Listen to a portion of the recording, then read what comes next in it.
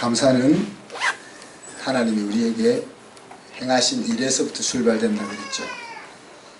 그리고 하나님의 선하시고 우리를 끝까지 사랑하시는 그 품성에서부터 우리가 감사를 출발할 수 있다 그랬습니다.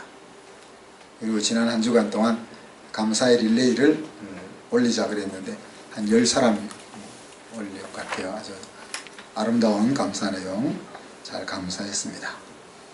감사하면 감사하는 일이 생기는 것이 성경적 원리죠. 감사할 일이 있어서 감사하기도 하지만 감사하면 감사할 일이 생기는 것이 성경적인 원리입니다. 그래서 이러한 과정 속에서 우리가 하나님을 배우는 겁니다. 그리고 이 하나님이 어떤 분인지 하는 것을 알아가는 거죠. 그래서 어떻게 보면은 우리 하나님 아버지의 품성을 알아서 내 삶에 그 품성이 발현되어지게 하는 과정이 바로 우리의 신앙생활이고, 우리가 하나님을 아는 만큼 하나님의 품성을 알고 내 것으로 발현시키는 것만큼 우리의 인생에 승리가 주어진다 하는 겁니다. 오늘 같이 찬양을 하면서 문득 나 혼자 뜬구름 잡는 듯이 신앙생활 하는 것은 아닌가 하는 생각이 들었는데, 그런 생각이 좀 드세요?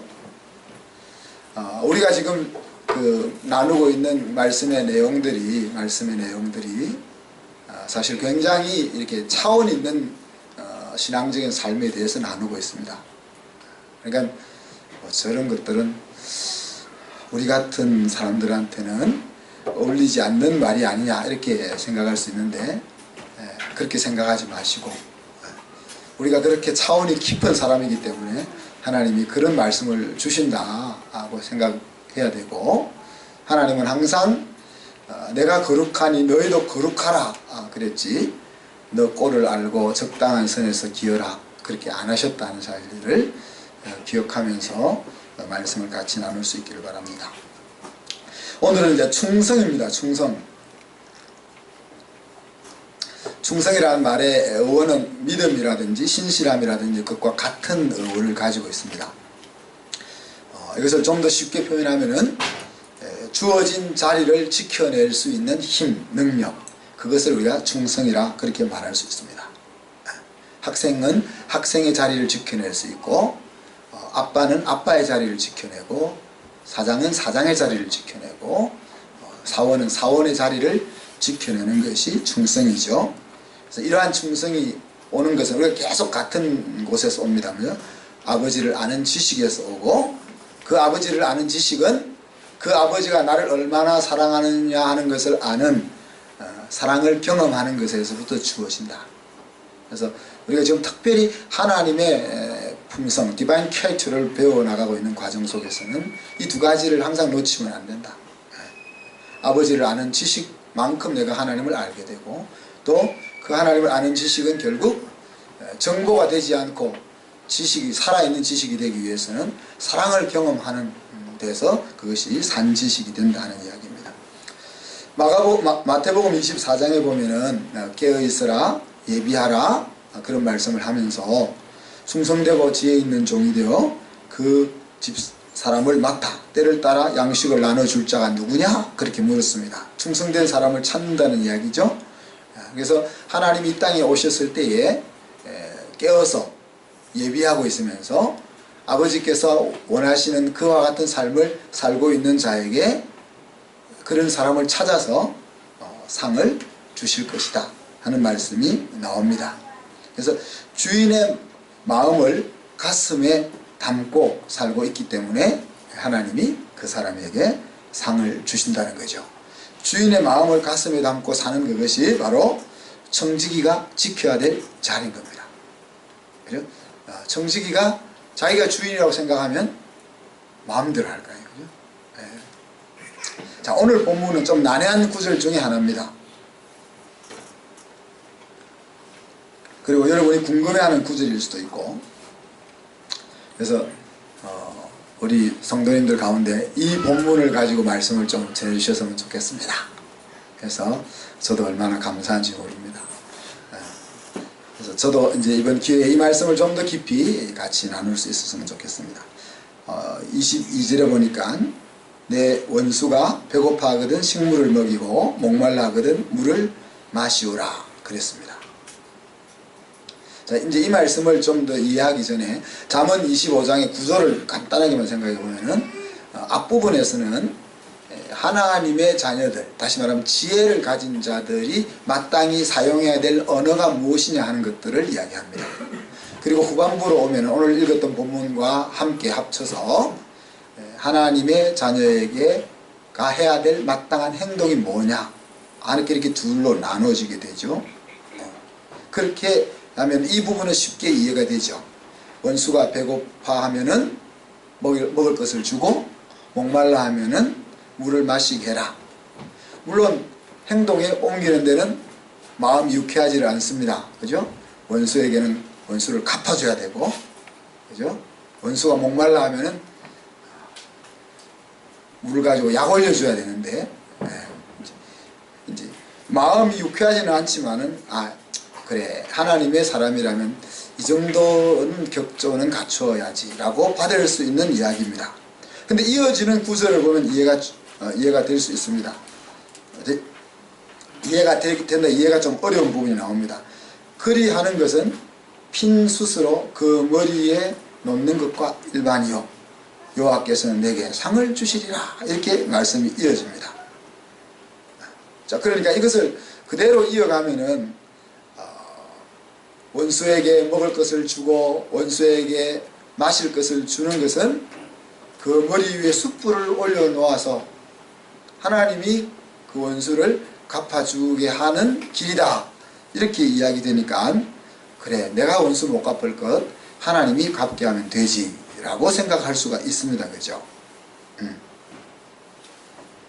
그래서 마음은 시원한데 그렇게 해석을 하면은 마음은 시원한데 성경에서 말하는 하나님과는 다른 일에 부딪히는 면이 나오는 거죠. 하나님이 나에게 잘못한 사람에게 대신 원수를 갚아줄 거니까 머리에 숯불을 하나 둘 셋 넷 계속 쌓아라 이러면은 원수 갚아주는 것에 있어서는 시원하지만은 하나님의 지금까지 배웠던 하나님의 품성과는 안 맞는 이 충돌이 일어나는 것입니다. 그러면 이제 이 충돌을 우리 해결하기 위해서는 본문의 문맥을 다시 한번 들어가서 살펴보아야 합니다. 앞에서 제가 이야기했지만은 이 잠언 뒷부분은 하나님의 자녀, 지혜가 있는 사람이 행해야 될 마땅한 행동이 뭐냐 하는 거라 그랬죠. 그래서 다르게 표현하면은 세상의 법을 넘어서는 하나님 아들의 행동을 이야기합니다. 그래서 세상의 범주 속에, 법의 범주 속에서는 이에는 이, 눈에는 눈 그거죠. 나에게 잘못을 행한 것이 있다면 그 잘못한 것을 갚아주는 것이 세상적으로 가지고 있는 법의 테두리입니다. 그런데 하나님의 자녀들은 이 법의 테두리를 더 넘어서 살아야 될 행동이 이제 계속 주어지고 있는 가운데 원수에게 먹이고 물을 마시우게 해라 이 말씀이 이어져 나오고 있다는 겁니다. 고대 지혜 문학에 보면은 지혜로운 삶은 어떤 것이냐 하는 것에 대한 권면들이 많이 나오는데 저기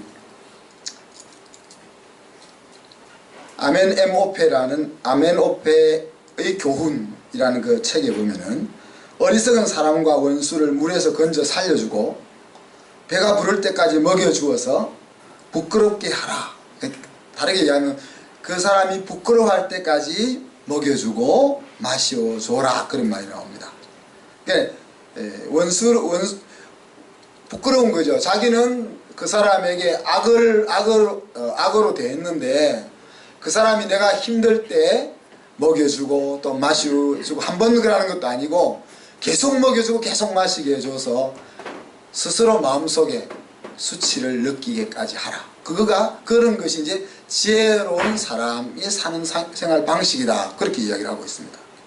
또 바벨론의 교훈에 보면은 논쟁하고 있는 사람에게 악으로 갚지 말고 논쟁하면 성질 나잖아요. 우리가 그죠? 부부끼리 논쟁할 때 어떻게 해요? 상대방이 아픈 거 다 알잖아. 벌써 몇십 년 같이 살았으니까. 그래서 어떤 말을 하면 그 마음을 꼭 찌르는지를 알아서 그것을 찾아내서 딱 써야 되는데 바벨론의 지혜 문학에 보면은 논쟁하는 사람에게 그렇게 하지 마라. 악을 갚지 마라 그랬어요. 오히려 원수에게 웃어줘라. 미소를 지어줘라. 그런 말이 나옵니다. 또 이집트의 교훈서에 보면은 잘못한 사람이 용서를 구하러 가면서 머리에 이래 숯불을 냄비에 담아가지고 얹어서 가게 그렇게 했는데, 숯불을 냄비에 담아서 이렇게 들고 가는 것은 내 스스로 회개합니다 하는 것을 공개적으로 선언하는 그런 의식이었다는 거예요. 그래서 이 창피한 거 아니에요. 옛날 우리 아이들이 오줌 싸면은 이래 뒤에 키를 뒤집어 쓰게 하고 소금 받으러 가게 하는 거 비슷한 거죠. 그래서 자기의 부끄러움을 잘못을 스스로 뉘우치는 모습으로 이 숯불을 냄비에 담아서 머리에 들고 잘못했습니다 이렇게 이제 하러 갔다는 거죠. 근데 이제 문제는 이런 그 이야기들이 다 잠언이 쓰여졌던 이후의 이야기 나왔던 내용들입니다. 이렇게 해석해 보면은 성경에 나와 있던 이 내용들이 여러 문화에 영향력을 미쳐서 그런 부분들이 각 문화에 영향을 사용되었다. 그 원리를 빌려서 사용했다라고 우리가 생각해 볼 수 있는 거죠. 자, 그러면은 성경에서는 이 본문을 어떻게 해석하고 있고 사용하고 있는지를 살펴볼 필요가 있죠. 바울이 로마서 12장에 가면은 이 본문을 사용합니다. 257페이지를 한번 펼쳐봅시다. 오늘 말씀은 간단한데 이제 우리가 이해하기 위해서 공부처럼 좀 257페이지 로마서 12장 17절부터 21절까지 한 절씩 교독해 봅시다. 아무에게도 악으로 악을 갚지 말고 모든 사람 앞에서 선한 일을 도모하라. 할 수 있거든 너희로서는 모든 사람으로 더불어 평화하라. 내 사랑하는 자들아, 너희가 친히 원수를 갚지 말고 진노하심을 맡기라. 기록되었을 때 원수 갚는 것이 내게 있으니 내가 갚으리라고 주께서 말씀하시니라. 내 원수가 줄이거든 먹이고 목마르거든 마시우라. 그리함으로 내가 숯불을 그 머리에 쌓아 놓으리라. 악에게 지지 말고 선으로 악을 이기라. 자, 여기서 이제 바울이 잠언을 어떻게 인용해서 어떻게 쓰고 있는지를 살펴보면은 좀 더 분명한 답이 나올 것 같습니다. 자, 원수가 줄이거든 먹이고 목마르거든 마시게 해라 그랬죠. 그리고 원수 갚는 것은 내 몫이 아니고 하나님의 몫이다. 우리의 몫은 뭐라고요? 악을 악으로 되돌려 주지 않는 거예요. 여기서 말이에요. 여기서 악을 악으로 되돌려 주지 않고 모든 사람에게 공정하게 대하는 것이 우리의 몫이에요. 그리고 저 사람이 그 악으로 인하여 대가를 받아야 될 거냐 아니냐 하는 것의 판단과 시행은 하나님의 몫이다. 그리고 할 수 있거든 모든 사람으로 화목하라 그랬는데, 이 말은 if possible as far as it depends on you 그랬으니까 네에게 달려있다는 거예요. 이 문제는 너에게 달려있는 일이지만은 옳고 그름을 넘어서서 네가 할 수 있으면은 화평하는 것이 더 바른 길이다. 그렇게 이야기를 하고 있습니다. 하나님이 원수를 갚도록 장려하는 것인가? 숯불을 머리 위에 올려놔서 내가 다 갚아줄게, 이 언유법을 그렇게 우리가 볼 거냐? 그러니까 내가 원수를 갚아줄 테니까 너는 원수 갚지 마, 이런 맥락이 아닌 것을 우리가, 이 맥락을 보면은 하나님의 포인트는 원수를 갚는 데 있는 것이 아니죠. 지금 아까도 얘기했지만은 핀 숯을 머리에 올리는 행위는 그 목적을 생각해 보면은 스스로 수치를 느껴서 회개의 자리에 나오게 하는 데 있는 거죠. 그죠? 기독교 선교의 역사를 여러분 잘 한번 살펴보십시오. 우리가 한 몇 년 전에 수련회 갔을 때 창끝이라는 영화를 봤죠.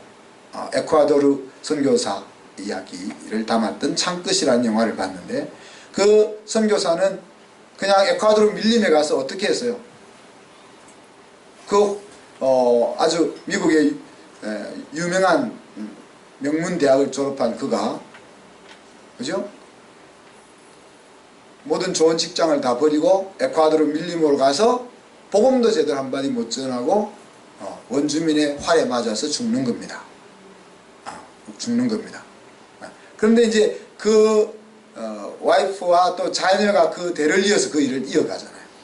그래서 나중에 그 에콰도르가 복음, 그 원주민들이 복음을 받아들이는 그 장면이 나오는데, 그런 것인 거예요.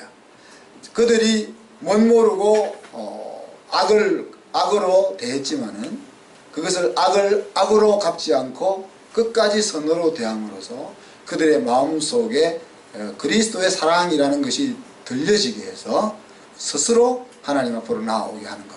이것이 기독교 선교의 역사였다는 이야기입니다. 그렇지 않겠습니까? 하나님을 믿는다는 것은 우리 생각에는 왜 그것을 못 믿어? 그렇게 생각하겠지만은 하나님을 믿는다는 것은 대단히 불가능한, 또 이성적이지 못한, 또 특히 젊은이에게들은 맞지 않는 그런 내용입니다. 내 능력으로는 내 인생을 성공할 수 없으니까 포기하고 하나님을 통해서 인생의 승리를 얻으라 하는 것이니까, 이것이 힘이 있는 사람이 받아들일 수 있는 말이 아닌 거죠. 힘이 없는 사람은 그래, 내가 힘이 없으니 하나님의 도움이라도 받아서 내 인생을 승리해야지 라고 생각할 수 있겠지만, 물론 거기에도 가난한 자의 교만이 있는데 근데 힘이 있는 자들, 특히 젊은이들은 세상도 삼킬 수 있을 것 같은 착각 속에 지금 서 있는데, 그들에게 야, 너 아무리 해도 너 인생 네가 성공할 수 없어, 하나님 앞에 나와야만 네 인생이 참으로 승리할 수 있어 라고 하는 말은 받을 수 있는 말이 아닌 거죠. 그러면 그렇게 살아오는 사람들에게 그리스도의 사랑이라는 것이 그 가슴 속으로 파고들기 위해서는 이러한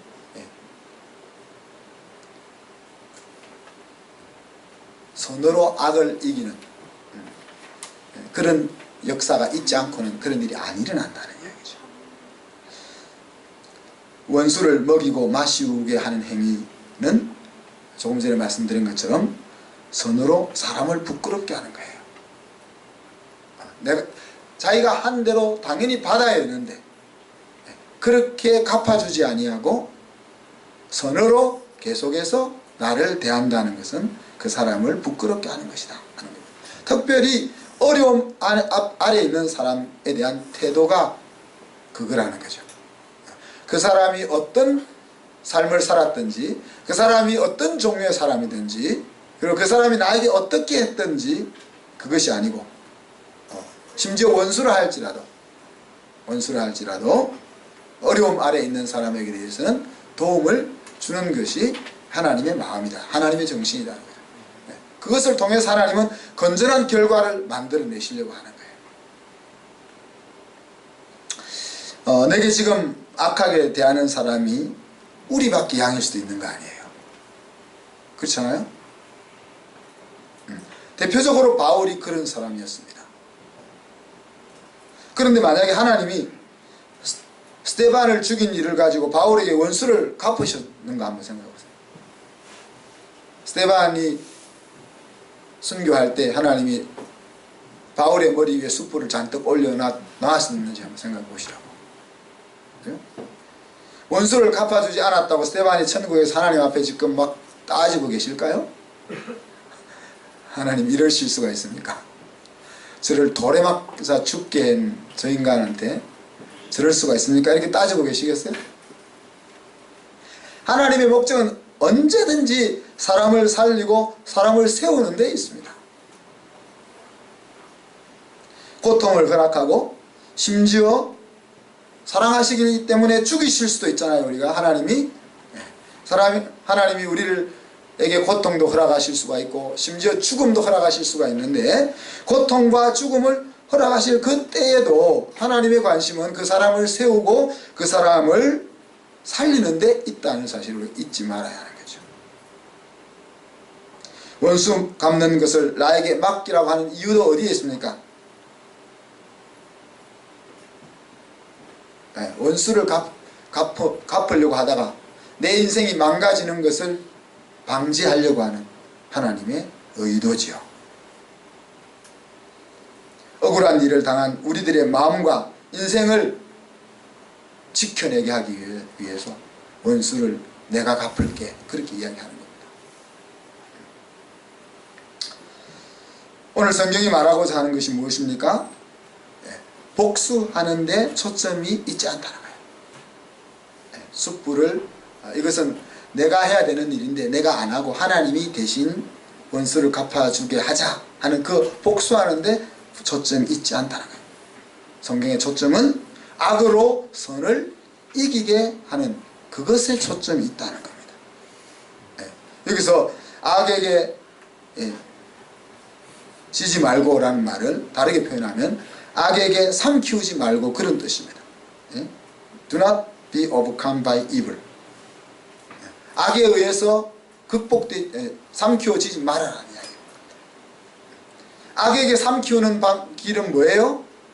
다른 사람이 나에게 잘못 대할 때 내가 똑같이 갚아주는 것은 악에게 삼키우는 길이라는 거예요. 오늘 성경적으로 이야기하면 남이 나에게 잘못할 때 나도 그 사람과 똑같이 세상 사람들처럼 그렇게 갚아주는 방식은 악에게 내가 삼키우는 방법이라는 거예요. 그런데 그것은 사단이 의도하는 것이고 내 인생이 무너지는 길인 거예요.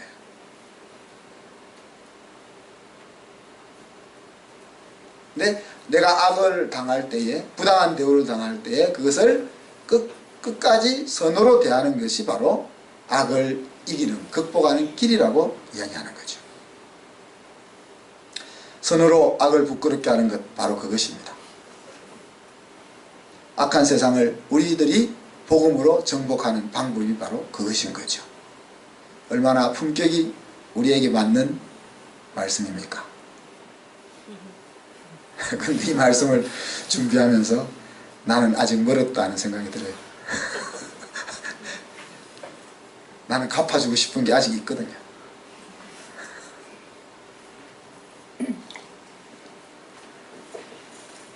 안 갚아주려고 하는 마음을 없애야 되겠는데, 여기서는 다 없앴어요. 이제 그렇게 안 갚아줘야지. 그런데 여기서는 아직 갚아주고자 하는 마음이 가끔 살아나요. 성질나게 하는 사람들이 있거든요. 성질나게 하는 사람들이 있거든요. 성질나게 하는 사람들이 있는데, 오늘 이 말씀을 준비하다 보니까 내가 아직 멀었네, 그 생각이, 이 말씀을 준비하기 전까지는 나도 좀 괜찮다 이런 생각했었는데, 이 말씀을 준비하면서 아직 멀었다 그런 생각이 들었습니다. 자, 그러면 하나님께서 상을 주실 것이다 그랬죠? 상 주시는 이유가 뭡니까? 네가 내가 말하는 행동을 잘 했으니까 그거 아니라는 거예요. 이 하나님이 오늘 주시는 상은 행위와 성취에 있지 않습니다. 오늘 우리 주제에 따르면은 아버지의 아들의 자리, 딸의 자리를 지킨 충성에 대한 상이라 하는 거야. 무슨 말 알겠습니까? 충성은 나에게 주어진 자리를 지키는 거다 그랬습니다. 하나님이 우리에게 주신 자리는 아들의 자리, 딸의 자리입니다. 아들의 자리, 딸의 자리는 악을 악으로 갚는 것이 아니라 선으로 악을 이겨내고 선으로 악을 부끄럽게 해서 내 발 앞에 무릎을 꿇게 하는 그 길이 선으로 악을 이기는 아들과 딸의 자리라는 거예요.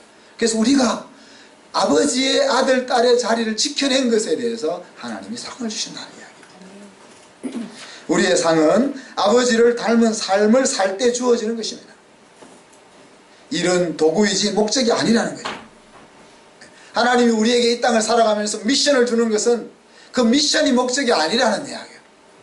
그 미션을 시행해 나가는 과정 속에 우리의 마음을 받으시고 뭔가를 나누시는 도구가 미션인 거지. 자, 우리의 마음속에 하나님을 사랑하는 마음이 있어요. 그죠? 누구를 섬기고 싶은 마음이 있어요. 근데 이것이 어떻게 표현되어질 수가 있습니까? 이것이 내 마음속에 내가 널 너무 사랑해, 내가 널 너무 섬기고 싶어, 내가 널 너무 좋아해, 이거를 어떻게 그 사람이 알게 할 수 있겠냐는 거예요. 그것을 알게 하기 위한 도구가 뭐예요? 우리에게 주어져 있는 과업이라는 거예요. 미션이라는 거예요. 그래서 우리의 관점은 내가 무엇을 해서 하나님이 주신 미션을 이루어서 하나님이 나에게 상을 주시고 하나님이 주신 미션을 이루었기 때문에 하나님 기뻐하시는 관점을 더 넘어서야 되는 거예요. 그것을 하려고 하는 그 속에 담겨있는 우리의 마음을 하나님이 받으시는 거, 그것을 기뻐하시는 거예요. 고상한 이상이 내 머릿속에서 완성되어집니까? 아니에요. 내 머릿속에서 만들어진 그 이상적인 생각들이 바로 내 손과 발을 통해서 완성되어지는 거예요. 그죠? 아버지의 성품이 내 마음속에 살아있느냐 하는 것은 바로 우리의 삶 속에서 드러나는 겁니다. 오늘 우리는 너무 높은 충성의 자리를 하나님으로부터 들었습니다. 충성은 주어진 자리를 지키는 것이라고 했죠. 쉬울 때도 있죠. 그러나 어떤 때는 목숨을 걸어야 할 때도 있는 것입니다. 어떤 때는 자존심이 뭉개지는 그런 자리일 수도 있는 겁니다. 어떤 때는 내가 가지고 있는 것을 손해보아야 되는 그런 자리일 수도 있는 겁니다. 우리에게 주어져 있는 그 자그마한 일에서부터 우리가 이 충성의 자기의 자리를 지켜나갈 때 큰 일이 우리 앞에 닥쳐와도 우리가 그 자리를 지켜낼 수 있을 것입니다. 그리고 그렇게 우리가 아버지의 아들의 자리, 딸의 자리를 지켜낸 것에 대해서 하나님이 우리에게 상을 주실 것입니다. 그리고 우리가 바라고 기대할 유일한 것은 바로 아버지께서 주시는 그 상뿐인 것이죠. 기도합시다. 하나님 아버지, 사랑과 은혜를 감사합니다. 오늘 귀한 말씀을 통하여 우리가 서 있는 자리가 어디며 내가 지켜야 될 자리가 무엇인지 하는 것들을 다시 한번 분명하게 해주셔서 감사합니다. 주님, 이 세상에서 우리가 당하는 수많은 부정적인 상황 가운데서 우리가 진정으로 그것을 이기는 방법은 선으로 악을 부끄럽게 하여 그 사람을 굴복시키는 것임을 배웠습니다. 여기 머릿속에 당신의 사랑하는 자녀들이 바로 그 선으로 악을 이기는 아들과 딸의, 하나님의 아들과 딸의 자리를 지켜내어 하나님으로부터 큰 상을 받을 수 있도록 은혜 나려 주옵소서. 감사드리며 예수님 이름으로 기도하옵나이다. 아멘.